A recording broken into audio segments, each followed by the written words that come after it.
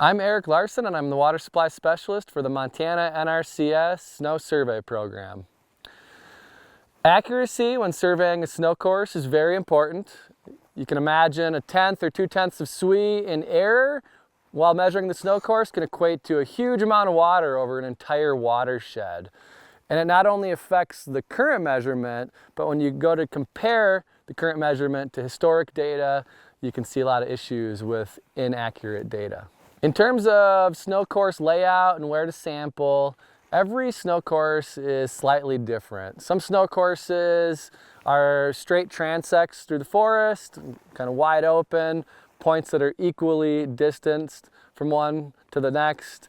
Some wind their way through the forest, and it's really hard on some of those to even find where the actual marker signs are. So the best thing you can do is call up your local NRCS Snow Survey office, the one responsible for managing that particular snow course, and get a map. Pretty much every snow course has a map available for it. If not, someone in the office will know where to sample. In terms of where to measure at a particular marker sign, if you're at an end marker like I am here, you're going to measure about 3 feet off the actual sample point. You don't want to get too close because you start getting kind of melt holes next to the sign itself.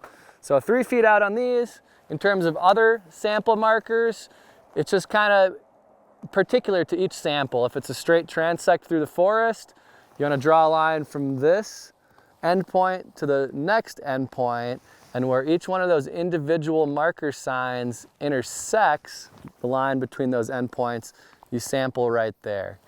And it's also important to note, don't skew off the spot too much. Like if you see maybe there's an animal track, a moose had walked through, or whatever type of wildlife had created a disturbance in the snow, don't survey right in that disturbance. Move off to the side a little bit, but you're trying to stay consistent as possible to that spot, so it's the same spot every single month and every single year. Another point about that is if there's a melt hole from a tree well, sometimes one sample point will have kind of lower snow than the rest of them. If that falls within the line of that transect of the sign in the tree and the line between the two endpoints, then make sure you're sampling in that spot. So even if it is slightly lower than the rest of the points. Sampling dates. Each snow course has a slightly different schedule associated with it. Some get measured 6 times a year, January 1st through June 1st. The majority of them are March 1st, April 1st, and May 1st. And then there's also a handful that are only surveyed on April 1st, and then a couple that are only surveyed on May 1st. So it's just important to know the schedule of your snow course. Check with your local NRCS Snow Survey office to determine that exact schedule. In terms of the survey window is the last 5 business days of the month. So last 5 business days of December for January 1st surveys, last 5 business days of January for February 1st snow course surveys, and so on. So if you want to, you can also survey during the weekend if that fits your schedule, but I'd say the majority of people survey during a business day. It's actually better to survey during that last 5 business days rather than exactly on the 1st, because historically it's always been measured during that 5-day window. When you first get to a snow course, it's important to cool down the snow tubes. Hot tubes tend to have snow stick to them, so they could have warmed up from riding on the back of the snowmobile, or just from the heat of the sun, or being in your vehicle. So cool them down, put them together, and gently set them in the snow when you first get to the snow course. Also, wear gloves when handling the snow tubes, because the heat of your hands can cause them to heat up in specific spots, particularly when you're actually surveying. If you put them together without gloves on up front and lay them in the snow, they'll eventually cool down. A minimum of 3 tubes is always required at a snow course. Even if the snow is really shallow, it's tempting to try to use 1 tube. Minimum of 3, because it just weighs a little bit more, and when you put it on the scale, it extends the scale a little bit more into a more accurate, precise range of the scale. Snow course surveys are most easily done in pairs. Bring a partner with you. That way one person can do the sampling with the tubes, and then the other person can take the notes and operate the scale.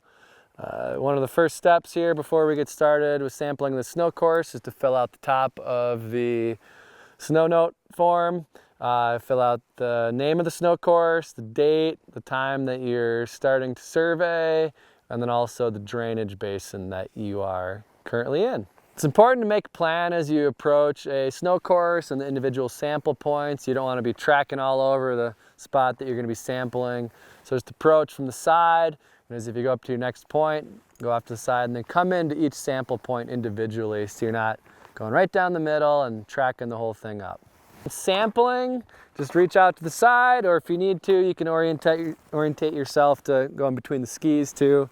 In this case, I'm sampling off the side, about 3 feet out from the end point. Make sure your snow tubes are vertical and drive them into the ground, rotating to the right. Give it a little bit of a twist once you get to the ground, about a quarter of a twist. You don't want to go too deep into the soil. Before you remove the tube, read the snow depth on the outside and mark that on the snow note. As you remove the tube, take them out slowly so you're not losing any snow. First measurement you read to your partner is the length of core, so the amount of snow remaining inside of the tube. Length of core is a quality control for how much snow both went into the tubes as you're driving it down and potentially how much, if any, fell out as you were removing it from the snow. So in general, length core should be about 80% of the snow depth. Give or take, it varies significantly depending on the snow conditions. If it's really sugary snow, it might be really hard to get a good length of core. Anything below 60% is a cutoff. And you can generally, if it's short core length, I'd probably just empty the snow out and take the sample again. It's important to remove the earth plug before you weigh it. And also, don't let the earth plug drop onto the snow right next to the snow course. Make sure that you throw it away. You'll notice if you leave an earth plug right here, you come back a month later, just the color, dark color of that soil earth plug will actually put a big melt hole right in the snow course. So after you clear it out, throw it off the snow course. And then depending on the length of the earth plug, you need to subtract that off both the snow depth and the length of core. So in this case, our earth plug was about 1 inch in length. So then that gets subtracted off the snow depth and the length of core. Next step is to get a reading of the weight of the tube and the core. The scale is most easily used with a ski pole. It allows you to kind of hold it stable. One way to fasten it to a ski pole is by taking your ski strap, putting it through the loop up top, and then just looping it back onto your ski pole. So that's one way to do it. You can hold the ski pole and scale like this as your partner is putting the snow tubes on here, or if easier and you have a long enough ski pole, you can put it on top of your ski to keep it stable from bouncing when they're taking a measurement. If you don't have a ski pole with you, you can also hold the scale, but just be careful, don't hold it like this or put any like torque on it. Make sure you're holding it in a free position as such. There are 2 types of scales. In this case, we have a 12.5 foot capacity scale.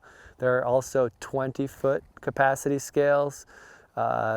In Montana, the 12.5 foot scales are most common. If you get into the deeper snowpack areas such as the Sierra Nevada or the Cascade Range of the West Coast, you might be using a 20-foot scale. And they are read differently. Scales are calibrated to inches of water, so each one of those ticks, in this case on the 12.5 foot scale, is 1 inch of water, and you're supposed to read it to the ½ inch. So there's not a tick for the ½ inch, but you just need to estimate if it's halfway in between those two lines. In the case of the 20-foot scale, each tick is 2 inches. In that case, you read to the 1 inch.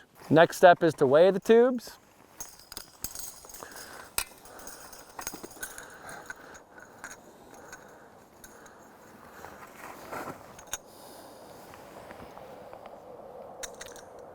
I like to give it a little tap in case the scale is frozen up at all.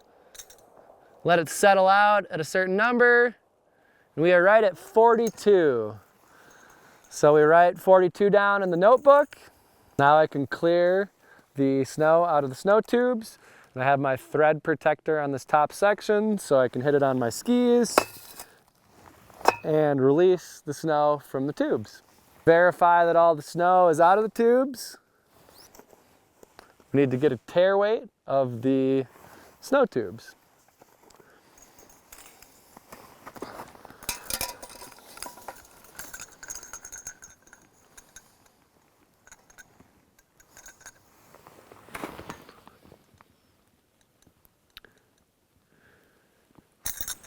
$34.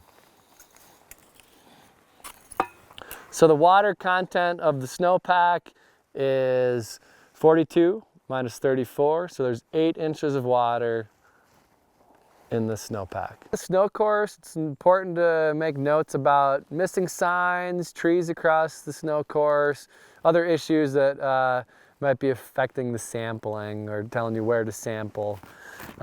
Just make remarks on the note. There's a spot on the back side for general marks, or if there's a missing sign, you can put it right in the notes or the remark spot for the individual sample point.